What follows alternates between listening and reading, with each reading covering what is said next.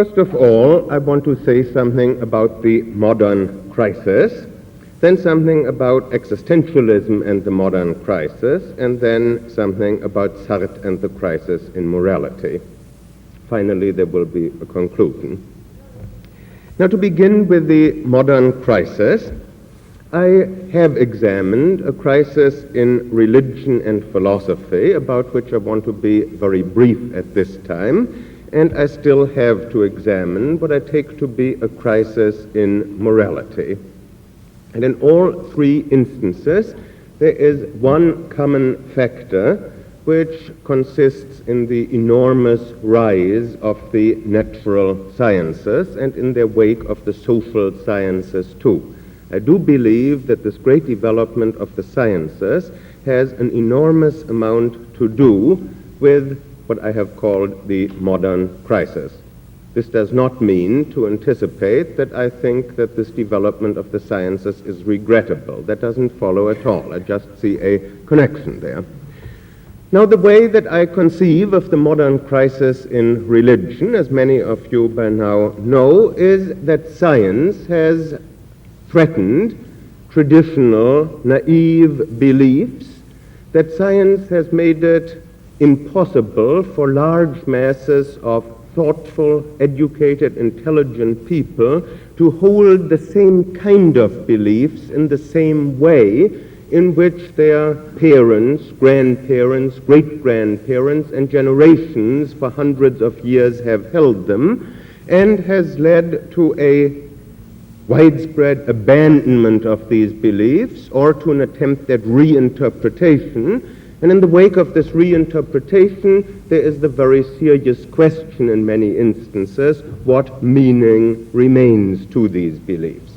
I have further tried to point out in the first lecture that morally, this ties in with tonight's problem, that morally there has come to be a very open, a frequently, frankly avowed process of selection where people admit that they don't accept all the moral commandments of their religion, but that they pick out some while rejecting others as, of course, primitive or, of course, to be accounted for in historical terms or perhaps in psychological terms.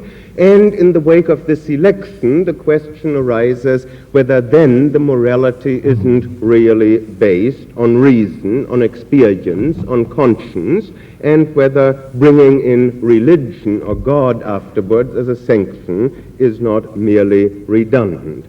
There's the further problem I have suggested in the first lecture, that organized religion has always posed for true religion, a point that Kierkegaard made at particular length and with great emphasis, but a point that one could easily trace back through the history of religion at the very least as far as the biblical prophets. And there's also an inverse proportion of the quantity of believers and the quality of believers, a point again abundantly made in the Hebrew scriptures, that in times in which everybody flocks to the temple, religion is likely to become something shallow and superficial, while it is perhaps only the remnant, perhaps only the small number that has religion in a deeper sense. The crisis in philosophy, I have suggested last week, consists in the fact that emulation of the natural sciences leads more and more and more English-speaking philosophers to reject almost all, not quite all, but almost all of traditional philosophy. One begins to wonder whether traditional philosophic tenets are not perhaps just as untenable as traditional religious beliefs. Some of them seem to have to be accounted for, again, either in psychological or more often in historical terms as belonging to a certain era, but many of them no longer seem at all acceptable. This, I think, is a crisis, even if some people would call it by another name. The large body of philosophy that has come down to us has suddenly become questionable. People wonder whether what has been called philosophy hitherto is worth preserving. And what some of them are now doing is something quite different from what was done traditionally, and as far as English-speaking philosophers are concerned, tends on the whole to be very academic and to be of relatively little interest to the very large number, to the steadily growing number of intelligent and concerned laymen in the sense that they are not professional philosophers. There's further the factor that in philosophy too, organization plays some part, that more and more philosophers find themselves allied with universities. In fact, practically all of them. There are hardly any philosophers left who do not have some university position, and being in the academies, they tend to be more academic. There's a rising number of philosophic journals which are read by fellow craftsmen, so one tends to write for each other, for other professional philosophers, for fellow technicians, instead of dealing with cosmic questions, with religious questions, with the larger moral questions. You might say, even so, where is the crisis? And perhaps I have to add only one thing at this particular point, and that is what creates such a crisis here is that for all the emulation of the sciences, so far, except possibly in such narrow fields as probability theory or something of that sort, certainly philosophers, for all their academic manners, haven't come up with any results comparable to those of the natural sciences. And where is the crisis in morality? The crisis in morality, I think, parallels the crises that I have tried to analyze in religion and in philosophy. Here, too, it is very largely due to the development of science. And again, I'm not at all critical of science for this. I don't hold it against science. On the contrary, I heartily appreciate the, on the whole, anti-authoritarian attitudes that science breeds.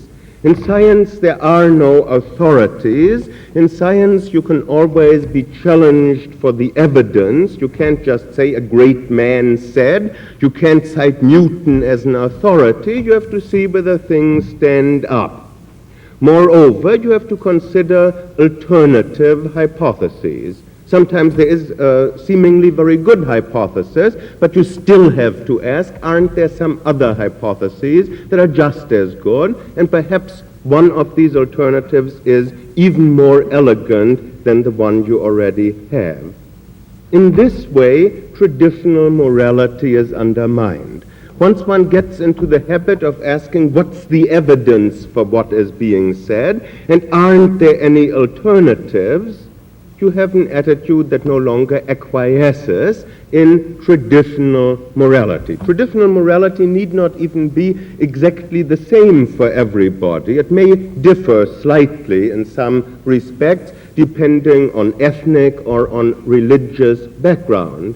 But what moralities in general have in common, traditional moralities, is that they have something authoritarian to them, that they are originally taught to a child as what's what. The parent knows, the teacher knows, the rabbi, priest, or minister knows, and the child is supposed to accept what it is told. And when one gets into the mood of saying, well, what's the evidence for this, and aren't there perhaps alternatives, traditional morality is undermined. And the obvious result that this has led to can be summed up in one word, namely relativism, moral relativism, where people ask whether whatever morality they have been brought up on isn't possibly just one morality among a large number of moralities, and is there really any reason, they ask, for preferring one to the others. The social sciences have developed further, and again they have had a very critical influence on morality. Here perhaps the best single example would be the kind of thing that is exemplified by the Kinsey reports, by gathering statistics, by telling people what percentage of the population does certain things. People's conscience becomes a little less stern, they have the feeling that there is some safety, at any rate in numbers, that if so many people do such things, they can't be quite so bad. Of course, it would be foolish to suppose that science is the only factor in this crisis in morality. It obviously isn't. There are other factors. For instance, that there are such growing numbers of people, more people than ever before. Well, with a growing number of people, there's also a growing anonymity. There's a loosening of social bonds. There's mobility. More people move around. They move from the country to a city, from a small city to a very big city, from one big city to another city. And as a result of this, there is a loosening of social bonds. Nobody knows you. The neighbors no longer know you. And here, too, certain restrictions fall by the way. And there is necessarily, as a result of this, as there always, I think, has been in history, under comparable circumstances, a growing permissiveness. And all this that I have said so far, I don't mean to take sides. I don't mean to make any particular evaluation. I just want to explain what I mean by the crisis in morality. Perhaps it is relevant and even crucially important to say something about the word crisis at this point. After all, a crisis is not necessarily anything bad anyway. What crisis means, literally, is a turning point, a crucial time. The Greek word krinein means to separate, and you might say that a crisis is the time which separates the men from the boys. It is somehow a decisive moment. Krinein means not only separate but also decide. Crisis is the moment of decision, or to use a term that is used in a certain sport, it's the moment of truth.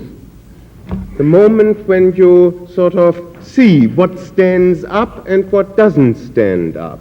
It's in that spirit that I speak of crisis, not in a nostalgic way, not by way of suggesting, aren't we an unfortunate generation, that ours is a time of crisis, but I want to leave wide open whether every time isn't possibly a time of crisis, and whether if in some respects our crises are more acute than ever, I want to leave open whether that is a good or a bad thing.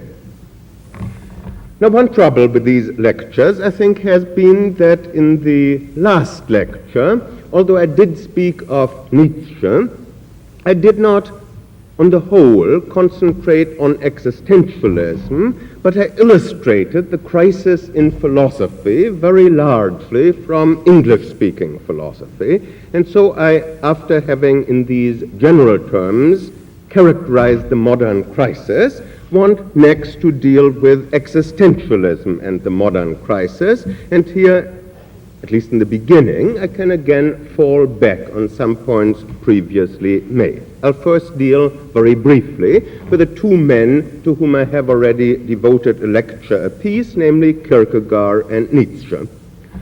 One thing that they have in common, in spite of the many things that very obviously they don't have in common, is that both of them were aware of the kind of crisis that I have tried to picture for you. I don't at all go along with the attempt made by some people of kind of throwing Kierkegaard and Nietzsche together as if all their many differences were unimportant. It does seem to me that very obviously the differences are in reality more important than the things that they have in common. They're more important because they differed on the things that mattered most to them. Nothing mattered more to Kierkegaard than how one might become a true Christian, and probably few things mattered more to Nietzsche than his criticism of Christianity, not just of Christendom, but of Christianity. But for all that, they do have some things in common, and one thing they have in common is that in the middle of the 19th century, or one man in the middle and one man a little later, still in the 19th century, they foresaw a crisis that many people even today are not fully aware of. And one thing further that both Kierkegaard and Nietzsche recognized, and this was no mean feat in their time, was that this crisis was intimately related to the progress of science. They both recognized that. Kierkegaard drew the conclusion from this, and I dealt in detail with this in the first lecture, that science was a bad thing, that science was a dangerous thing, and that one ought to have the courage to be unscientific, that one ought to have the courage to believe what science considers absurd, that one ought to go against reason and against science. Nietzsche's attitude, on the whole, I think, was in favor of science. This is one of the points on which I have tried in my work on Nietzsche to interpret him somewhat differently from the way many other people have interpreted him. I've tried to show in considerable detail that his attitude toward reason was on the whole affirmative, appreciative, and similarly also his attitude toward science. And there are abundant texts to bear this out. And in his criticism of Christianity, he comes back to this theme time and again, that Christianity has been anti-scientific, anti-rational. But although Nietzsche, in important respects, made common cause with science, he did not share, as most of the thinkers of the later 19th century did, the vast optimism about science, as if now that we have science and science grows, it will solve all our problems and people will become more humane and better and everything will be fine. Nietzsche, while affirming science, realized that science did produce crises in religion, in philosophy, and in morality. Moreover, he did not agree with the English-speaking philosophers today who want to make of philosophy an academic specialty modeled on the sciences. Nietzsche did not believe in restricting philosophy to matters on which factual agreement can be obtained. In these respects, he was not at all in favor of emulating science. Here he saw some of the dangers of science. What he was in favor of, and this is a distinction worth making, and a distinction with which I definitely ally myself, what he was in favor of was careful, critical thinking, and even experimental thinking to the extent of being willing to engage in thought experiments, to consider alternative views in morality, in theory of knowledge, wherever philosophers think, to weigh these against each other. There's actually one of Nietzsche's books that has the title Fröhliche Wissenschaft and subtitled Gaia Scienza, and in English should be called The Gay Science, although unfortunately it was translated, very misleadingly I think, as The Joyful Wisdom. What Nietzsche had in mind was gay science, and what he meant by science was this open-minded, critical, experimental spirit. So both Kierkegaard and Nietzsche understood the crisis, understood its connection with science, but took different views of science. Now, briefly, before I turn to Sartre, I want to go on from Kierkegaard and Nietzsche to a couple of existentialists whom I do not propose to discuss in any detail, but of whom at least I want to indicate briefly, as was suggested in the printed announcement of these lectures, how they fit into the picture, at least how I propose to fit them into this picture. There is, first of all, Martin Heidegger,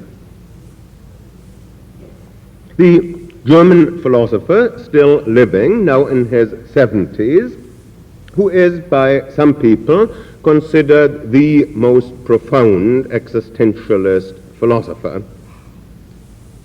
Now, how Heidegger reacts to the modern crisis can be, I think, not unfairly suggested by a sentence that I shall quote from him, and that incidentally is also quoted emphatically and apparently with approval in a recent very popular book on existentialism, where it is also singled out as very characteristic, although the author finds no fault with it. So it's not malice that dictates my picking this particular sentence. The sentence is, thinking does not begin until we learn that reason, though glorified for centuries, is the most stubborn adversary of thinking. This is what Heidegger says. Thinking does not begin until we learn that reason, though glorified for centuries, is the most stubborn adversary of thinking. I think this is very interesting. In this respect, Heidegger, although widely characterized as an atheist, and he doesn't mind this characterization, he certainly is not a theist. I don't like these labels of theist and atheist particularly, but he is certainly avowedly not a theist. In this respect, Heidegger is much closer to Kierkegaard than are such people as, for example, Karl Jaspers and Paul Tillich, who make much more of their respect and admiration for Kierkegaard than Heidegger does. When Heidegger talks of Kierkegaard these days, it's by way of depreciation. He was not a philosopher, he was merely a religious thinker. Leaving out the merely, I agree that Kierkegaard was no philosopher, but a religious writer. He said so himself. But in this anti-scientific, anti-rational bias, this is interesting, I think, Heidegger, though not a Christian and not a theist, is really much closer to Kierkegaard than any number of other contemporary existentialists. Now, what remains if you have this animus against reason, if you recognize, as Heidegger too does, the connection between science and technology and the characteristic feats of the 20th century, if you recognize the connection between that, what is usually considered progress on the one hand, and the crisis in religion, philosophy, and morality on the other hand. Well, he draws the conclusion we must therefore, in some sense, oppose scientific thinking. We must oppose reason. This raises the big question, well, how then is one as a philosopher going to think and write?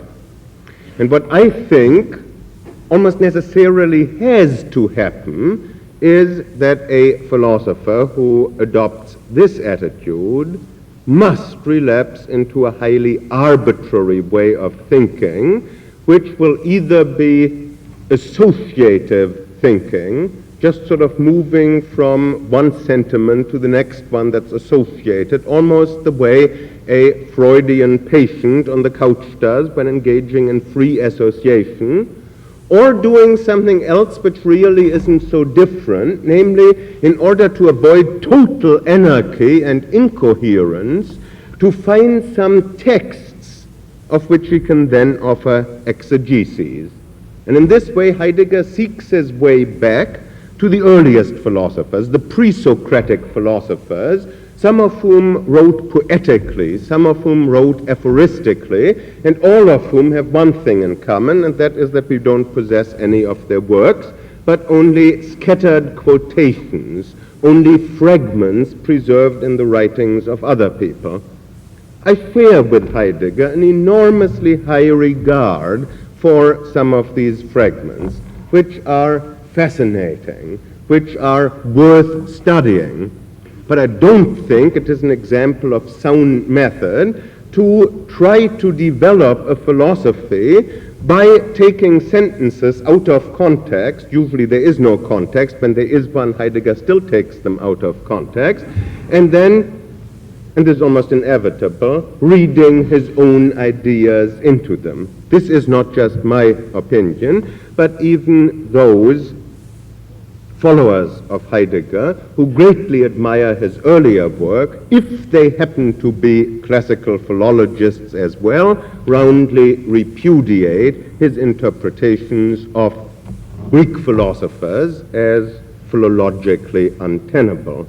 And people who know their Rilke realize that his Rilke interpretations are untenable, and people who know their Nietzsche realize that his Nietzsche interpretations are untenable. But this is not surprising. This is not just something that happens to happen, but if thinking does not begin until we learn that reason, though glorified for centuries, is the most stubborn adversary of thinking, if we deliberately overrule reason and scientific procedures in the sense of regard for evidence and impartiality, well then, how can the interpretations be sound? They might in places be enormously suggestive and exciting, but I never can persuade myself that it's very difficult to be suggestive and exciting if one doesn't care to be sound.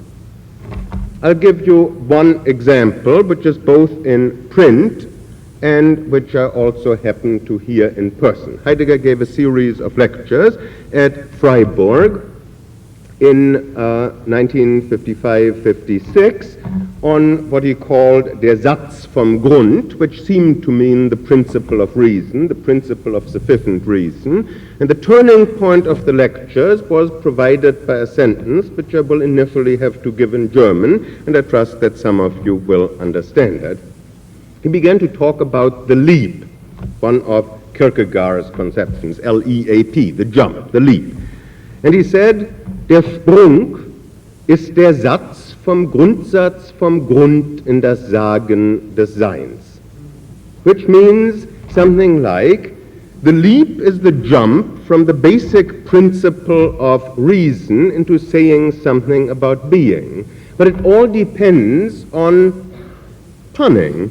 Namely, the word Satz, he suddenly pointed out, doesn't only mean sentence or principle, but can also mean in German jump or leap, as when one says, Heidegger's own example, ist mit einem Satz zur Tür hinaus, he is out of the door with one jump. And similarly, Grund can also mean ground, so that suddenly from the principle of reason, we get to the jump from the ground. Now, this is the height of arbitrariness. It is suggestive, but it is terribly close, and for a philosopher, compromisingly close to Finnegan's Wake. This makes it eminently suitable for study in graduate seminars, where you want to discuss something that's difficult and puzzle it out, and something can perhaps be learned from it. But the important thing is that not only is the whole history of philosophy since the pre-Socratics rejected by Heidegger because it attempts to be rational and reasonable, but what we get instead is something that is in its nature completely arbitrary, unsound, and dangerous. That he might, for all that, have occasional insights is another matter. I personally happen to think that he has fewer of those than other existentialists. This may be a minority view, and I shall not try to argue it in detail here. I have dealt, I might say, with Heidegger in some detail, and for that matter also with Jaspers in some detail, in From Shakespeare to Existentialism, which was recently issued in paperback by Anchor Books, in chapters 15, 17, and 18.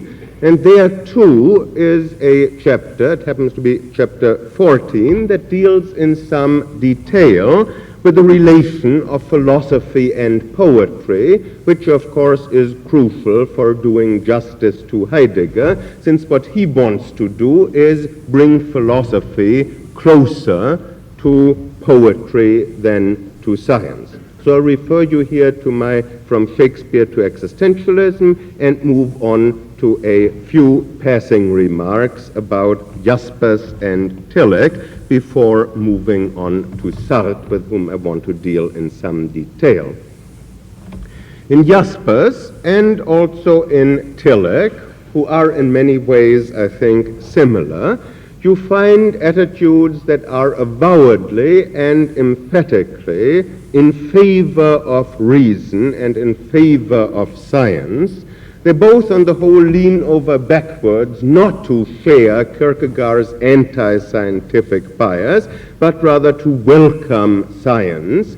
Where religion and science conflict, Tillich is likely to say that religion must be in the wrong, and similarly Jaspers insists being himself a doctor of medicine who specialized later in psychiatry, that it is good training for a philosopher to master one of the sciences.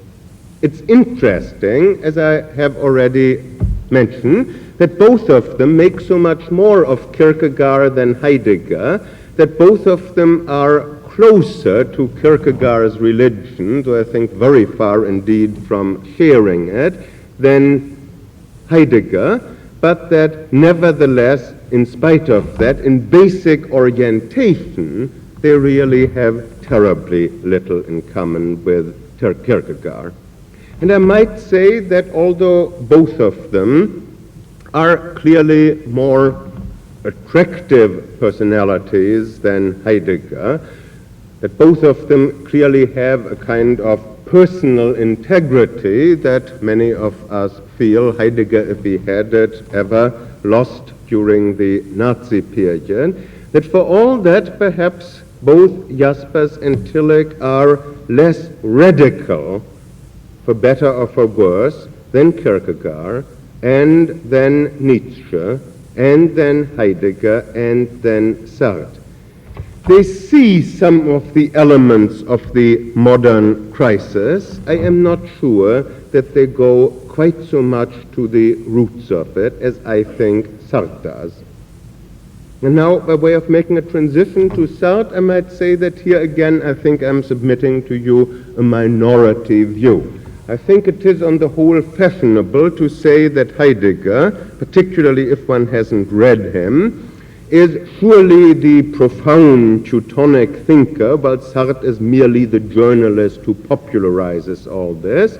I don't agree with this at all. I esteem Sartre not only as a human being, but also quite emphatically as a writer and thinker, much more highly than I do Heidegger, and higher also than Jaspers, and so I have selected him for more detailed treatment, partly out of regard for him.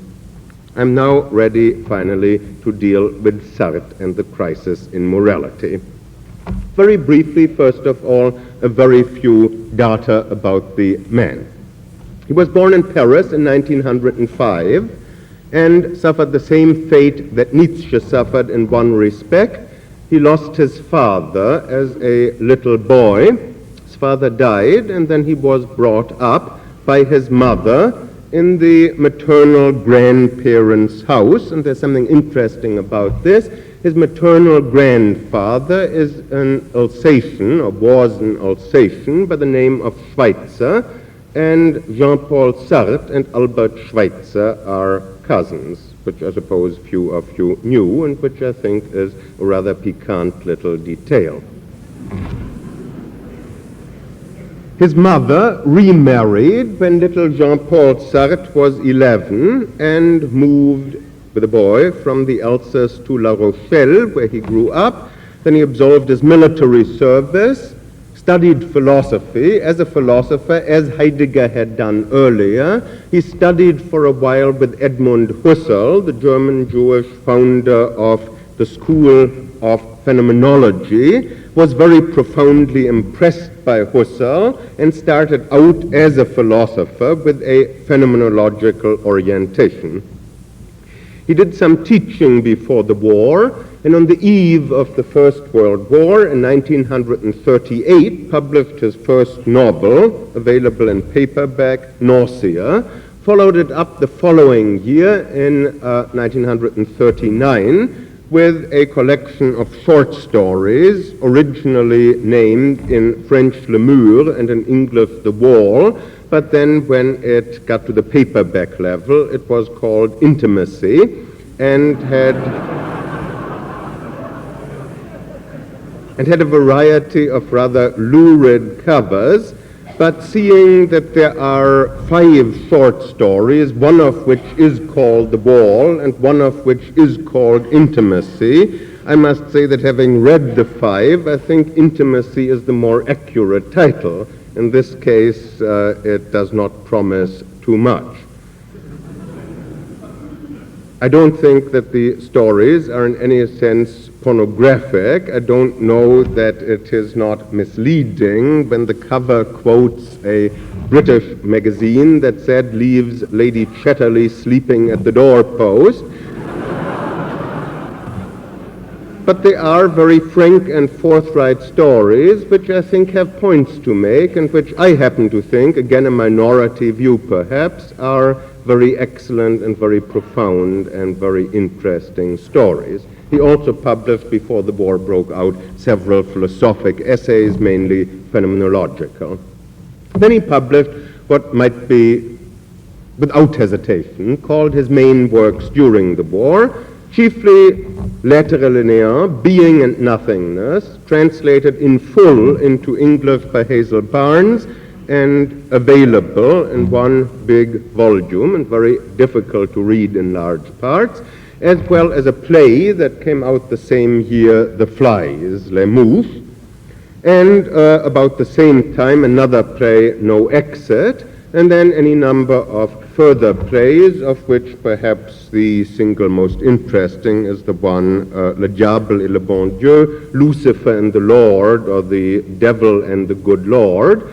Also published quite a bit of literary criticism. In 1946, a lecture to which I shall have to recur when I start in a moment talking about morality, which is called Existentialism is a Humanism. And then what is probably his most controversial work, a long book on a man who was, at the time that this book was written, simply considered vile and a criminal, but who is now widely considered party without ever belonging to it. He felt that if one was seriously against the status quo, that then one ought to make common cause with the one party, so it seemed to him, that was serious about overthrowing existing society and changing it. He never seems to have been under any illusions that surely his own head would have been one of the first to roll if the communists should have taken over. I think he did show on this rather abominable bad judgment. I think that there was a certain obtuseness about it, but it is interesting that he never followed any strict party line, but remained, as one would expect of him, all along an eccentric individualist. After Budapest, he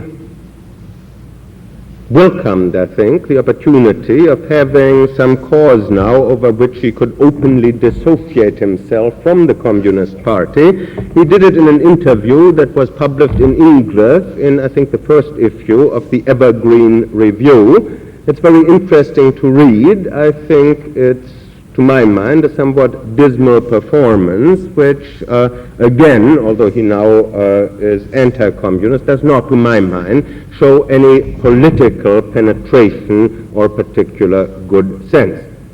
I don't think that this is the most serious matter that one can say about a philosopher. I would cheerfully say that Plato did not have much political good sense either, and it remains an open question whether a philosopher who is politically not very perceptive might not possibly be very profound in other matters. Now, what is the core of Sartre's philosophy? At that point, clearly, one has to make a selection, and people will differ about what is the core. I will suggest that perhaps the central idea of Sartre's philosophy is, and I will here, so far as possible, paraphrase him, that man is, in Sartre's fine phrase, condemned to be free. Man is condemned to be free. And the meaning of this comes out in Sartre's addition that man is constantly tempted to hide his freedom from himself and to live in bad faith. Call it bad faith, or call it, as I have done in my little anthology of existentialism from Dostoevsky to Sartre, in which the wall is reprinted along with the lecture on existentialism is a humanism, and Portrait of the Anti-Semite, the section also on bad faith from L'Être et le Néant, and I don't call it bad faith, I call it self-deception. It's no great matter. It means, I think, much the same thing. Sartre's point is that man tries to deceive himself about his own freedom. he tries to deceive himself into thinking that he is not as free as in fact he is, perhaps even into thinking that he is not at all free. What man craves, Sartre thinks, is a different mode of being altogether from the human mode of being. Sartre suggests that there are two modes of being, the ones that he calls, using phrases out of Hegel, out of the German philosopher Hegel, en soi and pour soi, the in itself and the for itself. But we don't need this particular terminology. We can say the two kinds of being are the en soi, the being of things, and the pour soi, the human mode of being. And things, Sartre suggests, have a mode of being that is characterized, or so at least it seems to man, by a solidity that men do not have. In this connection, I personally think that Sartre engages in altogether too much jargon, in unnecessary verbiage, which is modeled after Hegel and after Heidegger, sometimes also after Husserl, that's exceedingly academic, in the worst tradition of academic philosophy, and that in places can, I think, hardly be construed and figured out. But for all that, I'm very far from saying that that's all there's to it. On the contrary, my whole point is that in this forbidding shell, there are what I consider some very profound insights. What man, Sartre thinks, wants is the solidity that characterizes the being of things. Man wants to exist all at once. He wants to be there all at once, like a rock, like a piece of stone that's impermeable. He wants to have that kind of an identity. And when you have a quiet moment, when you are, say, by yourself, and suddenly realize that you could also be quite different from the way you are. Let's say you happen to be giving a lecture, or you happen to be a professor, or you happen to be a doctor or a lawyer or a businessman or what have you, that you really aren't a doctor, a lawyer, a businessman, a professor, or giving a lecture in the same way in which a stone is hard or in which water contains oxygen, but that it's up to you, up to a decision that you make, whether you remain that way. I could right now stop this lecture and walk out. I could right now resign my job. You could become quite different. You could give up the kind of career that you have had so far. You could suddenly decide that you will take the first ship on which you can get and go to Africa to do something or other, to work with Schweitzer, to make trouble in the Congo, any number of things. There are all these possibilities. Now one can dress up some of these possibilities in a humorous way and just be entertaining about it. But when it strikes home, when you suddenly realize that there is something of a fake security about your present mode of life, that it could suddenly be changed altogether, that's rather frightening. It's much more comforting to think, as for me, I am such and such a person. As for me, I happen to be a lawyer. Well, that's me. Or as for me, for that matter, I happen to be an anti-Semite, and there you are, and now make of that what you want to. Now, isn't that frightening? This is the kind of person I am. Now, while we don't necessarily adopt such aggressive views as Sartre's anti-Semite does, and as anti-Semites generally do, Sartre, I think, is suggesting that the anti-Semite that he sketches for us is merely characteristic of a common human tendency, that the way that the anti-Semite lives in bad faith is only an extreme example of a way in which most of us decline the full and frightening measure of their responsibility and somehow seek security in a spurious sort of solidity.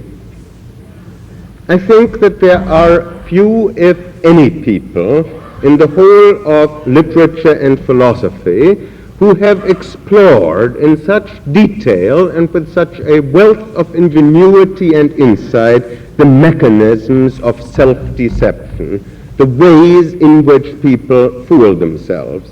This is not something altogether new with Sartre, far from it. For example, if you read Anna Karenina by Tolstoy, you may find, to your surprise perhaps, that this is one of the themes that runs all through the book.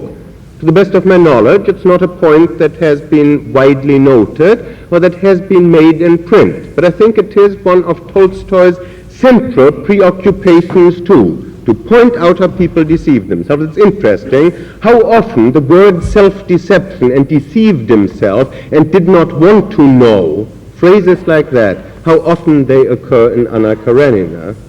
So I'm not trying to say this is something altogether novel in Sartre. Obviously it isn't. But I think that if you consider that some other people tried their hand before it, and some very formidable and wonderful people like Tolstoy, it's doubly remarkable that Sartre should have come up with so much that is so good on this subject. And now by way of leading into morality from there's of course one person who explored self-deception a little earlier than Sartre, and that is Sigmund Freud. And Sartre devotes a section of his main work, Being and Nothingness, to what he calls existential psychoanalysis. He isn't, I think, in that quite as emphatic as he might be about making clear that Freud has some priority here, that Freud developed psychoanalysis, and that now Jean-Paul Sartre is trying to introduce some variations. At times it almost sounds as if it were a well-known fact that, of course, there are two kinds of psychoanalysis, Freudian and Sartrean. But there is one important difference which I think much less separates Sartre from Freud than it separates Sartre from many followers of Freud, and not only from followers of Freud, but quite especially from the large lay following that Freud enjoys, the people who have read some Freud and use him. How?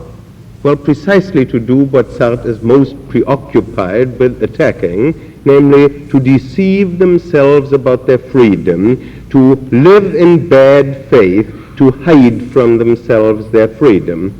I don't think that this amounts to a very fatal attack on Sigmund Freud himself. It's not a point that in this lecture I want to go into deeply. But I think that Sartre is clearly right that many people who have read Freud tend to say, as if it were obvious, well, this is the way I am, and of course it's all the fault of my governess, or all the fault of my father or my mother, the way I was brought up, and something happened to me when I was 2, and that accounts for the way I am.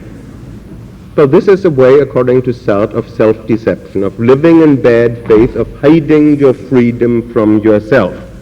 Here, Freud himself, who went out to attack self-deception, has been quickly made into another instrument and tool of self-deception. Now, what I've been saying amounts in a way to suggesting, and this on purpose, that Sartre's central inspiration is moral, that Sartre's central concern is in a way that of a moralist. For all that, it is a fact that his major work ends with a promise that he will, before long, give us an ethic, and he has not so far been able to give us an ethic that satisfies himself. He has not worked out a book on ethics. But for all that, I think in all of his work, deeply moral concerns are implicit. And so I shall now suggest what I think are Sartre's major insights about morality. Number one, he clearly denies that there is any absolute morality. He clearly denies that there are any moral facts, facts that are simply there for us to recognize and to conform to. Another way of putting this is to say that his view of morality is anti-Platonic.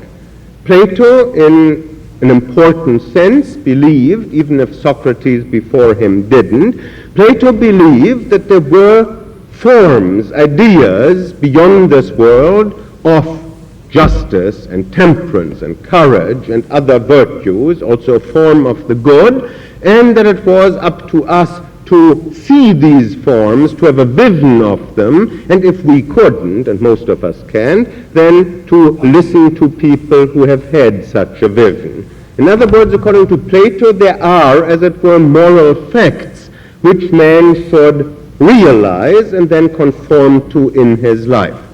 Many religious people look at it similarly, that there are certain things that as a matter of fact are good and evil, and that man should recognize these and live accordingly. Sartre, on the other hand, denies absolute morality and suggests that morality is a matter of choice, not just a matter of choosing whether I want to be a good boy or a bad boy, but a matter of choosing moral codes, of choosing what I am to consider moral and immoral. I don't know whether this so far would strike, let us say, the majority of this particular audience as particularly radical. Very likely not. Very likely, so far, a very large percentage of modern intellectuals would not only go along, but even say, well, surely that's a commonplace. But Sartre goes further. He suggests further that there is no human nature. He says there is no human nature. Now, what does this mean? There are some people, notably including some of Freud's most famous followers who are critical of him, who have tried to develop a more or less absolute ethic, a humanistic ethic, by way of suggesting that there is a human nature, and that once you recognize what this human nature is, it becomes obvious that some things are good for it and other things are bad for it. You only have to be a doctor, that is the suggestion here, to realize that some things will ruin the patient and others will make him function properly. And this means that after all, everything isn't so bad, everything isn't so serious, everything isn't so critical. There are certain things that are good for all men, and there are other things that are bad for all men. This is a very comforting view, and I dare say an extremely popular view. And very large numbers of educated intellectual people who agree that in the old Platonic or religious sense there are no absolute values, assume that in this sense you can somehow reinstate a universal and, up to a point, absolute morality. Sartre does not agree with this. He thinks that there's no human nature for which some things are good and some bad, but that, and I quote him again, man makes himself. That man decides what is good for him and what is bad for him, and that man has to choose here. And that if he kids himself into thinking that there are certain things that just plain are good for people, or that just plain are bad for people, Sartre would say he engages once again in his favorite game of self-deception. He once again lives in bad faith. Now it may of course be suggested, and is often suggested by the people who use the strategy that I have just outlined, that not only are there things that are good for all men and that are bad for all men, but that of course this isn't new at all, but that all the great religious teachers of mankind agree, that they have all taught the same things, that there is a significant moral agreement, and that in this way the latest science and the oldest religions agree. Is this view right, which is so popular, or is it possible that Sartre is more profound at this point? I would side with Sartre on this. I do not agree that human nature being what it is, certain kinds of behavior are bound to be disastrous and to bring unhappiness. Let's say, for example, murder, theft, polygamy, dishonesty. Well, on the other hand, altruism, monogamy, and honesty are the best policy. I don't agree with that in quite that way. And of course, this last way of putting it sounds cynical. Well, the people who put forward this view bend over backwards not to be cynical.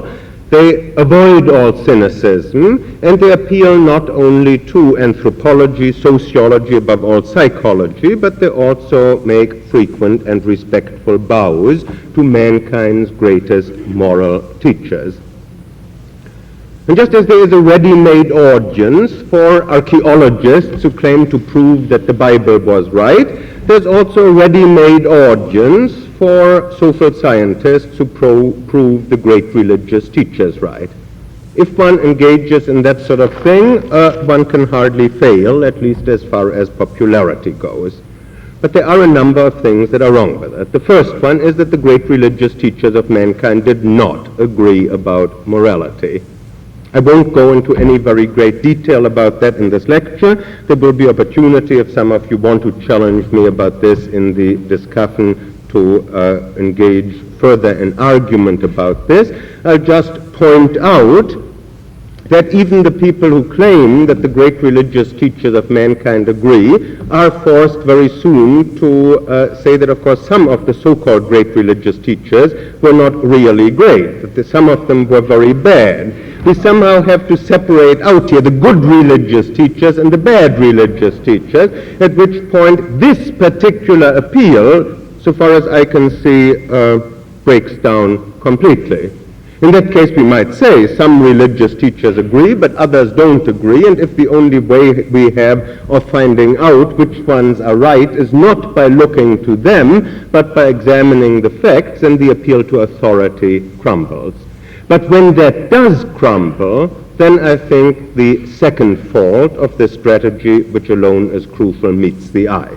And that is that science can present facts, but it does not establish any standards.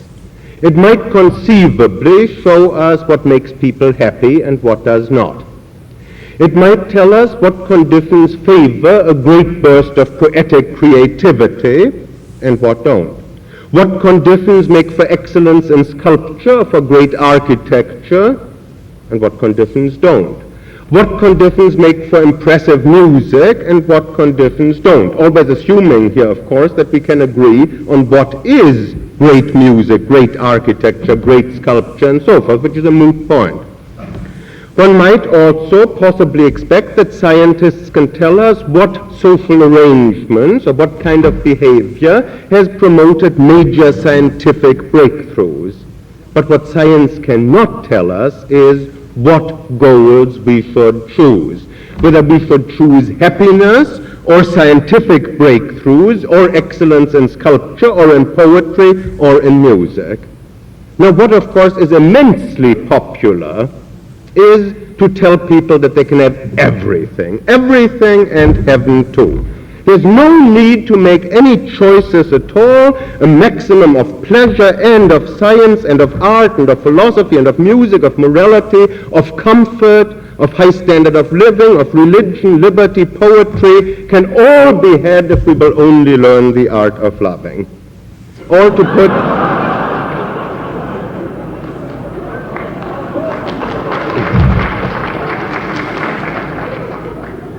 There's a biblical formulation of it: seek ye first the kingdom of God and his righteousness, and all these things shall be added unto you. Or in modernese, become mature, and all these things shall be yours as well. But to my mind, this is really a view that is the quintessence of immaturity, besides being thoroughly unscientific. One sees here the world in black and white. On the one side, there's Jesus, justice, joy, love, truth, Freud, and all the good guys. And on the other side, you get guile, gloom, guilt, tyrants, totalitarians. And then, in this extremely simple-minded scheme, no serious decisions have to be made anymore. It's obvious. Who is going to choose the side that has such guys as Hitler and Stalin in there? Nobody wants that. And it's suggested that all the others are on the goody gumdrop side, so we don't have to make any choices. But this isn't so. This is so for people who don't want to grow up, that they have the idea that one doesn't have to make choices, that everything is simple. It looks as if moral conduct had here been reduced simply to psychological maturity, that we don't have to grow up and face the frightening complexities of life. We are saved from all serious choices, serious quandaries, from dread responsibility. There's no need anymore for tragedy. We can have all good things without missing anything worth having. But I think Sartre, with his much more tragic view, is much more nearly right here. Take a very simple issue that should be much on our minds these days. The people who say our survival is at stake and may hinge on agreement on some absolute morality. Now, what then is the standard? Should it be survival at any price? Would it be better for humanity to endure for a few more thousand years under a Hitler, or in Huxley's Brave New World, or in some ant-like state with drastically reduced potential, or on the other hand, let us say, to have a final great flowering of culture far exceeding anything yet known, and then to perish nobly? I don't want to say that this is a black and white choice. It's a difficult choice, and one has to discuss it and consider it. And I think each of us must decide after painstaking reflection and discussion what he is to value ultimately. Some people say monogamy is clearly right because there are approximately equal numbers of men and women, and so it follows that this is the best arrangement. But in Germany, for example, at the end of World War II, there were ever so many more women than men. Should we then conclude that, of course, in that situation it's all right for one man to have many wives, and in other countries for one woman to have many husbands, but in most countries monogamy should be the rule? Or might we not have to face the possibility, which Plato, much more radical, did face, that perhaps the whole institution of marriage might be a bad thing, and perhaps under certain circumstances ought to be abolished? What I'm trying to do here is not solve these problems at all for you, but lend some substance to Sartre's suggestion that we do ultimately in morality have to make choices, and that we can't turn to some daddy figure who will tell us, I have studied religion, or I have studied science, or psychology, or medicine, or what have you, and I'll tell you what's good for you. No appeal to science, no appeal to expediency can settle the central moral questions which concern ultimate standards. Because what is expedient, what is good in this instrumental sense, always depends on what your goal is. And while science may tell us how various goals can or cannot be reached, it does not tell us what goals to seek. Now, the enormous question that a man like Sartre faces, after having said something of this sort, and of course much of the detail here was mine rather than his, by way of lending substance to what I take it is his view, the enormous problem that he faces is whether he is not now confronted with moral anarchy. How can he, if he says there is no such human nature, we have to choose our standards, how can he then avoid complete moral anarchy? And I think he has not found the answer to this question, though he has tried. The big question, if you want to put it differently, is how can he distinguish between a responsible choice and an irresponsible choice? Well, this is what he tried to do in his famous lecture on existentialism is a humanism, and I think that that attempt in his lecture was clearly a failure. I think it was very ill-considered. What he suggested, and I'll make a very long story very short here, what he suggested distinguished the responsible choice from the irresponsible one. What he thought warranted his rebuttal of any charge of anarchy, what warranted him in saying that there was responsibility possible after all, was that nothing can be better for us unless it's better for all. And this, I think, is very clearly wrong. And I find it quite astonishing that a man as steeped in André Gide and Friedrich Nietzsche as Sartre is, should have said that nothing can be better for us unless it's better for all, seeing that as I read André Gide's novels and as I read Nietzsche's philosophy, this is the bête noire. This is the thing that they were fighting against all the time, this idea that nothing can be better for us unless it's better for all. Now what Sartre wants to do is in this way introduce responsibility. And how it doesn't work comes out beautifully in his own example. If he says, I decide to marry and to have children, even though this decision proceeds simply from my situation, from my passion or my desire, I am thereby committing not only myself, but humanity as a whole to the practice of monogamy.